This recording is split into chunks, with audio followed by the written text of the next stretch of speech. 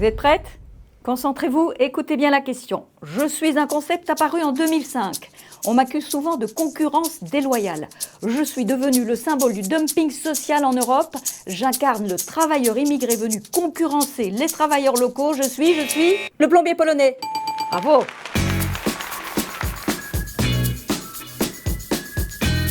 Ah, le plombier polonais. Il a bon dos. La preuve, c'est que ça fait une quinzaine d'années qu'on casse du sucre sur son dos, surtout depuis 2004, après le dernier grand élargissement de l'Union européenne. Le plombier polonais, c'était l'épouvantail, celui qui allait envahir nos chantiers avec tous ses copains venus des pays de l'Est. Ils allaient casser les prix, nous piquer notre travail. Alors, c'est vrai ça? Où est-ce qu'on en est aujourd'hui? Et pourquoi toutes ces craintes?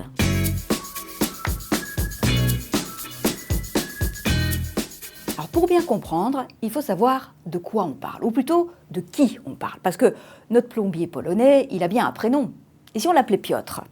Alors Piotr, il vit avec sa petite famille dans une ville du sud de la Pologne. Il est évidemment plombier, salarié dans une boîte polonaise, mais voilà que pendant 3 mois, son entreprise l'envoie à Bruxelles pour travailler sur un chantier où elle a décroché un contrat avec l'entreprise La Brique. Donc Piotr quitte la Pologne, il est détaché en Belgique, il devient ce qu'on appelle un travailleur détaché. Qui va payer Piotr durant ces 3 mois? C'est l'employeur belge, celui qui l'occupe. Combien? Eh bien, il est obligé de payer Piotr aux mêmes conditions que par exemple Fred et Jean-Pierre, 2 ouvriers belges sur le chantier. La règle, c'est à travail égal, salaire égal. Même prime, mêmes avantages, même 13e mois, etc. que les ouvriers du pays d'accueil. Par contre, la grosse différence entre Piotr et Fred et Jean-Pierre, c'est que les cotisations sociales que l'employeur doit payer, elles ne seront pas payées en Belgique, mais en Pologne, dans le pays d'origine de Piotr. Pourquoi? Bien, imaginez que, après avoir travaillé 3 mois en Belgique, Piotr est détaché 6 mois en Allemagne, et puis 5 semaines aux Pays-Bas, etc. Et ça pendant plusieurs années. Comment on fait par exemple pour payer sa pension? 3 mois par-ci, 6 mois par-là, on ne s'en sort pas. Donc, les cotisations sociales dans le pays d'origine. Et ça, évidemment, c'est pas banal. Parce qu'en Pologne, les cotisations sociales, elles sont bien moins élevées qu'en Belgique. C'est presque du simple au double. Donc pas besoin de vous faire un dessin. Dans les faits, Piotr va coûter nettement moins cher à l'entreprise La Brique que Fred et Jean-Pierre. Et Fred et Jean-Pierre, quand ils apprennent ça, ils se disent « Oh bon, on va perdre notre boulot, il n'y aura plus que des ouvriers étrangers sur nos chantiers !»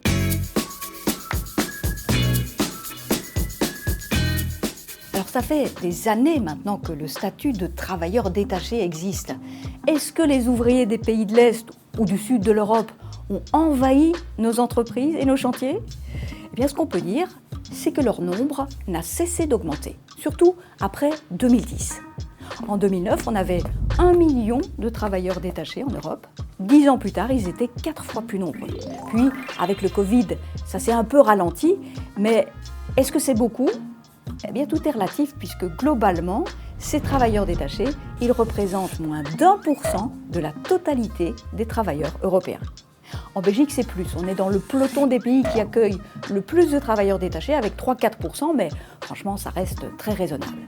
Alors, d'où viennent ces travailleurs détachés qui débarquent en Belgique? Eh bien, pas que des pays de l'Est, loin de là. C'est d'abord des Néerlandais qui viennent travailler chez nous, suivis, en effet, des Polonais, loin devant les Allemands, les Portugais, les Français, les Lituaniens ou encore les Roumains. Et puis il faut savoir que ça fonctionne dans les deux sens. Nous aussi, on envoie des travailleurs détachés dans d'autres pays, notamment en France et aux Pays-Bas, même si c'est vrai qu'on en envoie 10 fois moins qu'on en accueille. Alors pourquoi on a l'impression qu'il y a beaucoup de travailleurs détachés? Eh bien parce qu'ils sont concentrés dans certains secteurs, en particulier la construction, là où travaillent Piotr et ses collègues. En Belgique, dans la construction, un peu moins d'1 ouvrier sur 5 est un travailleur détaché. C'est-à-dire que si vous avez 100 ouvriers, il y en aura un peu plus de 18 qui seront des travailleurs détachés. De là à affirmer qu'ils viennent nous piquer nos emplois et qu'ils nous enlèvent le pain de la bouche, il n'y a qu'un pas, mais est-ce vraiment la réalité?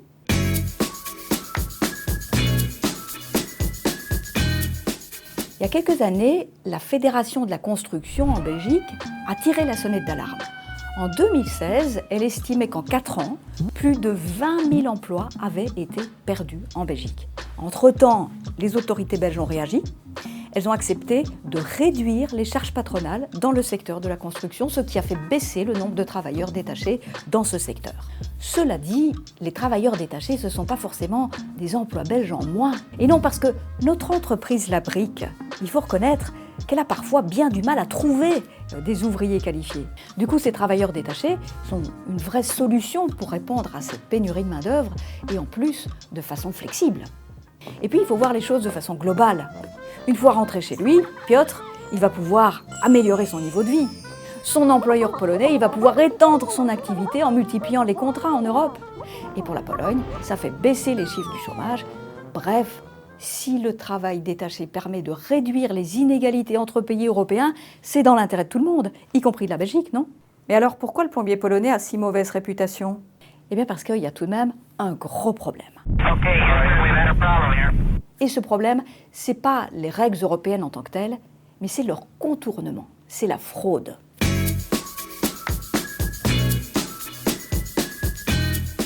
Parce qu'en effet, il y a des failles dans le système, et certains en profitent. C'est comme ça que, depuis des années, on voit se multiplier les fameuses sociétés boîtes aux lettres. What? Les sociétés boîtes aux lettres. Alors, c'est quoi une société boîte aux lettres? Eh bien, c'est une société qui, soi-disant, détache un travailleur, par exemple, depuis la Bulgarie, mais qui n'a pas d'activité réelle en Bulgarie. Pas de bureau, juste une boîte aux lettres, ce qui lui permet de profiter du régime bulgare qui est évidemment beaucoup plus avantageux en matière de cotisation sociale. Autre problème, les cascades de sous-traitants. Pour bien comprendre, on va revenir un instant sur notre entreprise La Brique en Belgique. Imaginons que La Brique fait appel à un sous-traitant en Roumanie. Thank you. Là où ça se complique, c'est lorsque ce sous-traitant roumain décide lui-même de sous-traiter à une autre société, disons en Bulgarie, et que cette société, elle va elle aussi sous-traiter, par exemple en Pologne, et ainsi de suite, et ainsi de suite. Et donc, on voit apparaître des cascades de sous-traitants, des constructions tellement alambiquées, tellement opaques, qu'au final, on ne sait plus qui est responsable de Piotr. Et ça, c'est le but, évidemment, parce que ça devient quasiment impossible de vérifier si tous les sous-traitants respectent la législation, si le travailleur a été détaché dans les règles, ou s'il est correctement payé. Donc, on le voit, la tâche pour les enquêteurs, elle est immense. Il y a bien régulièrement des coups de filet qui mettent en lumière des cas de fraude, mais que ce soit au niveau national ou au niveau européen, on manque cruellement de moyens de contrôle.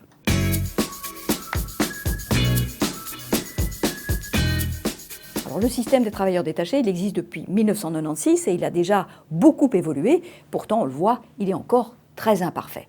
Alors, qu'est-ce qu'il faudrait changer? Eh bien, on a posé la question à l'eurodéputé Marc Botenga du groupe de la gauche au Parlement européen. Et on va l'entendre, pour lui, c'est le statut du travailleur détaché qu'il faut améliorer.